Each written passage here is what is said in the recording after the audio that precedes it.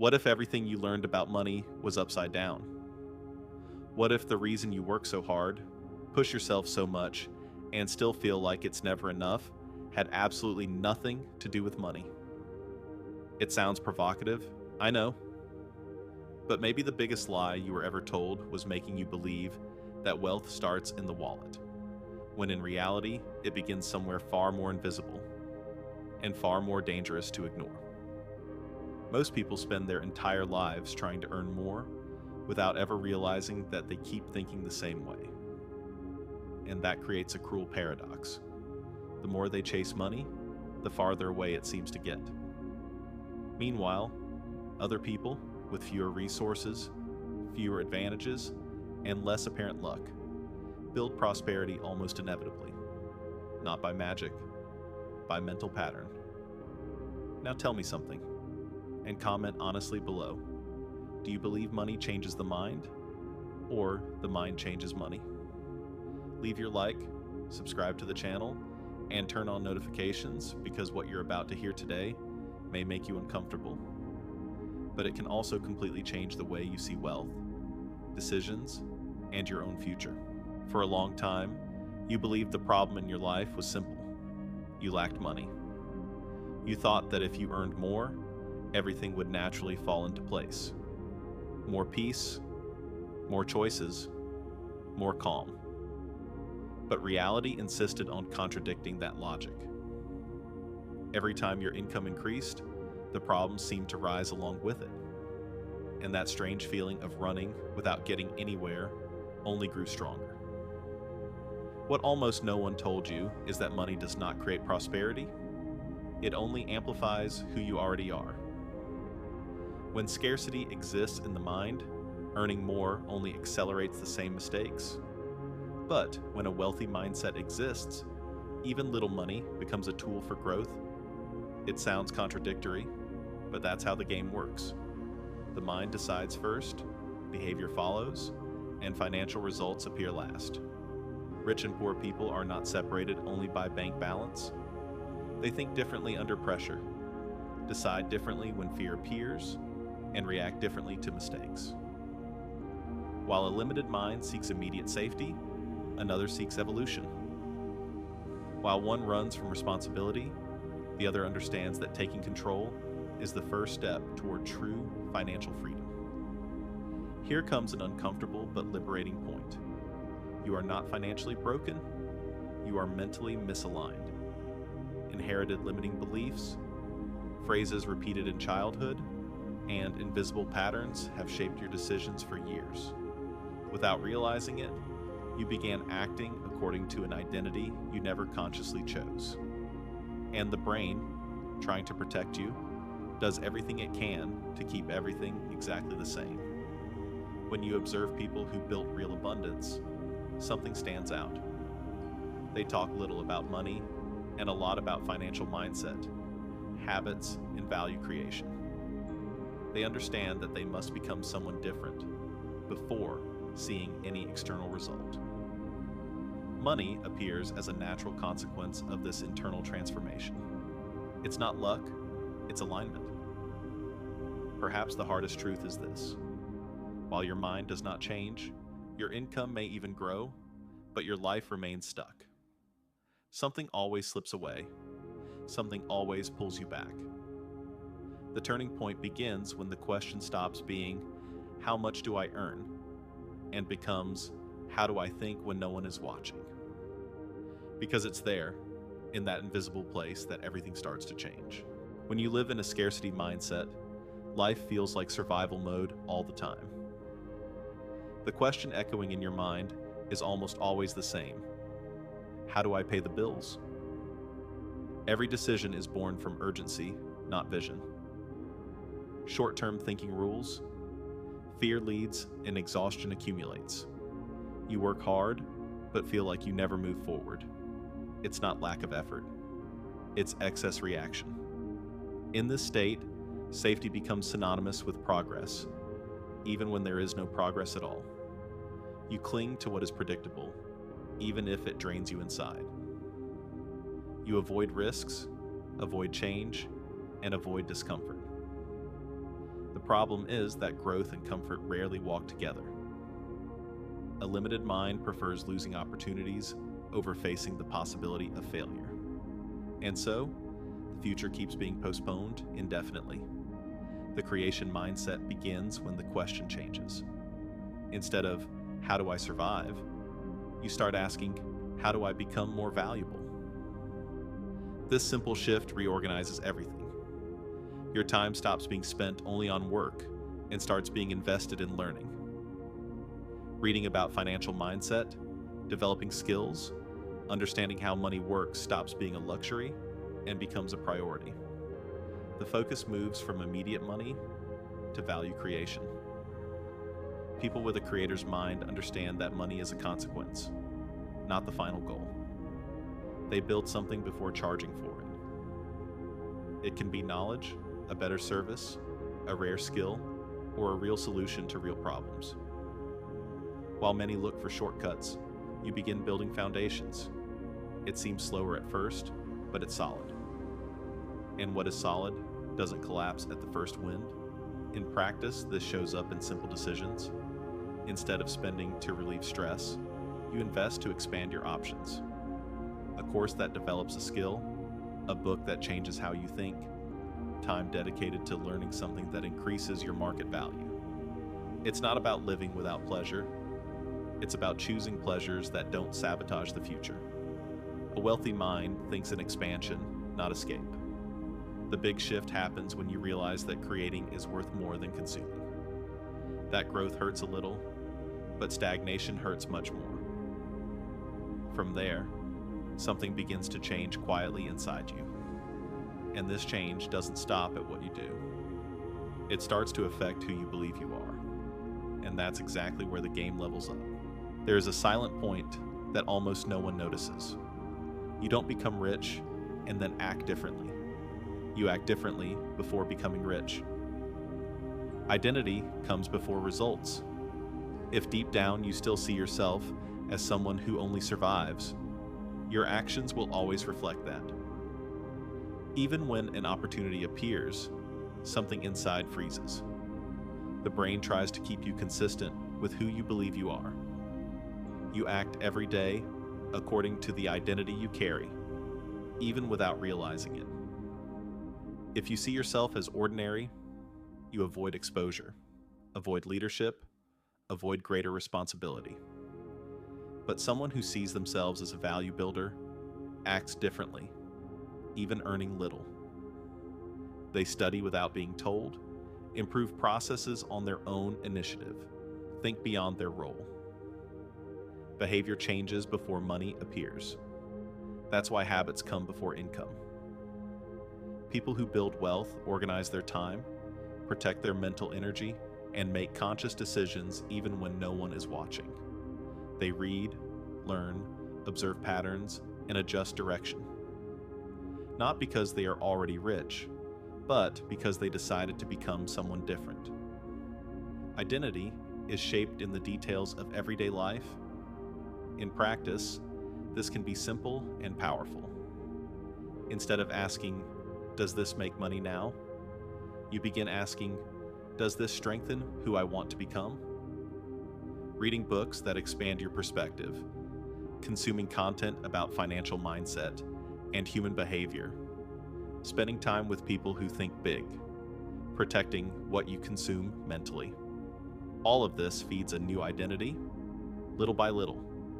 The challenge is that the brain resists. It prefers the familiar, even if it's limiting. Every time you try to act like someone greater than your current version, discomfort appears. Fear, doubt, procrastination. This is not a sign that you're wrong. It's a sign you're leaving the old character behind. The mind fights to protect the old identity because it's familiar. When you understand this, you stop self-sabotaging by thinking you lack ability. You realize it's simply an internal conflict between who you were trained to be and who is trying to be born. And this conflict doesn't disappear with more money. It disappears with more awareness. But by touching identity, you begin to reach something even deeper. The invisible beliefs that support all of this. Even when you start changing habits and decisions, something invisible may still be pulling everything backward. These are old, silent beliefs operating on autopilot. Phrases like, money is hard, rich people only win by stepping on others, or this isn't for people like me, shape your choices without asking permission. You try to move forward, but feel an internal weight you can't explain. Most of these beliefs were not born in you. They were inherited from family, environment, experiences of scarcity, and even pains you witnessed. The problem is that the brain doesn't question beliefs. It executes them. If you associate money with guilt or conflict, you will unconsciously avoid growth. Not because you lack ambition, but because of emotional self-protection. Another common trap is treating wealth as luck. When you believe prosperity depends on chance, you remove responsibility from yourself. Luck becomes a comfortable alibi for inaction. If someone grows, it was destiny. If you don't, it wasn't meant to be. This view numbs the mind and blocks any real sense of control over your financial future. Limiting beliefs also appear when money is moralized. It becomes seen as dirty, dangerous, or corrupting. So even wanting to prosper, you create internal conflict. You want to grow, but feel guilt. You want to earn more, but sabotage yourself. The result is stagnation. Money doesn't respond to moral judgment.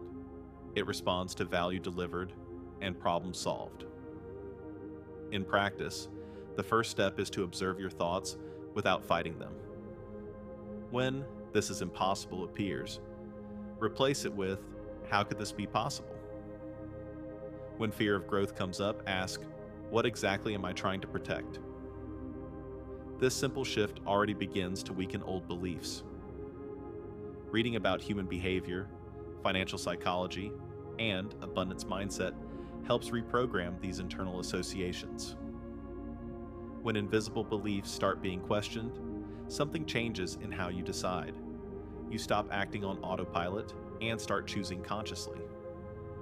But questioning beliefs isn't enough. It's in small daily decisions that they are truly replaced. And that's where the game fully reveals itself. In what you do every day, even when it seems irrelevant. In the end, your financial life is not defined by a big event, but by small decisions repeated every day. A scarcity mind chooses immediate comfort because it's tired of surviving. An impulsive expense, a distraction to relieve stress, a choice that brings pleasure now and pain later. It seems harmless at the moment, but these decisions build a silent pattern of stagnation. When relief becomes the priority, vision disappears. You trade the future for momentary rest without realizing it. Not because you're weak, but because no one taught you how to deal with frustration and delayed reward. A poor mind runs from discomfort. A wealthy mind learns to use it as a signal of growth. This difference completely changes financial destiny over time. A wealthy mindset reveals itself in invisible choices. Instead of spending everything left over, you start investing in what expands your possibilities. Financial education, skills that increase income, assets that work while you sleep. It's not about living without pleasure. It's about delaying pleasure to gain freedom. The short term stops controlling you. This can be applied practically and simply.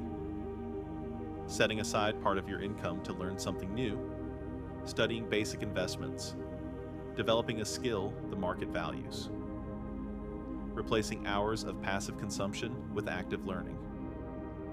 Small decisions made consistently create a powerful compound effect. Over time, effort decreases and results begin to appear. While many think only about how much they earn, you begin thinking about how you think. Before a decision, the question appears, does this build or just numb? Does this expand my options or trap me further? This awareness changes everything. You stop acting on impulse and start acting with intention. Financial freedom begins at this point of clarity. But no decision truly changes without strong emotional fuel. Without internal urgency, the mind always finds an excuse to postpone. And that's where something almost no one talks about comes in. The right pain at the right moment can be the greatest engine of transformation. Because when wanting isn't enough, something deeper needs to awaken. There comes a point where understanding is no longer enough. You may know everything about financial mindset, habits, and investments, yet still change nothing. This happens because real change doesn't come from logic. It comes from emotion. As long as you remain comfortable, the mind finds reasons to stay the same. The brain only enters transformation mode when staying where you are hurts more than changing. Wanting is not enough. Wanting a better life doesn't generate consistent action. What generates action is emotional urgency. That moment when you realize that continuing the same way costs too much. It costs time, energy, self-esteem, and postponed dreams. When that realization hits, something changes inside. The mind stops negotiating with procrastination and starts searching for solutions. True ambition is not intellectual. It's visceral. It steals sleep, disturbs, provokes. It doesn't come from comparison. It comes from clarity. Clarity that you are capable of more, but delivering less. At that point, your mind stops asking permission and starts acting. Fear doesn't disappear, but it stops leading. Urgency becomes fuel for more mature decisions. In practice, this means stopping the romanticization of suffering. Instead of accepting frustration as normal, you start using it as feedback. If something hurts repeatedly, it's not bad luck. It's information. Writing your goals, reviewing your decisions, identifying where you betray yourself daily. This level of honesty creates discomfort, but also creates power. People who build abundance learn to channel emotions into action. Anger becomes focus. Frustration becomes strategy. Fear becomes preparation. They don't run from pain. They learn to use it. This emotional mastery creates an invisible advantage. While many quit when things get hard, you start becoming clearer. When emotion, decision, and action align, something changes in the rhythm of results. The mind starts operating in resolution mode, not survival mode. And in that state, a natural consequence begins to appear. Money stops being the center and becomes the response. Because when you change internally for long enough, the external is forced to follow. When you think differently long enough, money begins to appear almost without announcement. Not as magic, but as logical result. Consistent decisions, repeated daily, create a powerful cumulative effect. At first, nothing seems to change. Then everything starts moving at once. Financial results are delayed, but when they arrive, they feel inevitable. The big shift happens when money stops being the main objective. You stop chasing it and start attracting opportunities. This happens because focus shifts from gain to value delivery.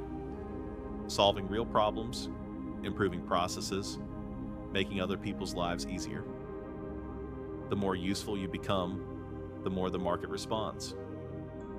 Money becomes response, not obsession. People who build wealth understand a simple rule. Money flows to those who solve problems at scale. It's not about working more, it's about thinking better. Where there is pain, there is opportunity. Where there is confusion, there is value to be created. When you start seeing the world through this lens, your mind enters strategic mode. In practice, this may mean creating something simple but useful. A better service, clarifying content, a skill that saves someone time. It can be within your current job, a side project, or an idea that solves a specific problem. The point is not the size of the beginning, but the direction.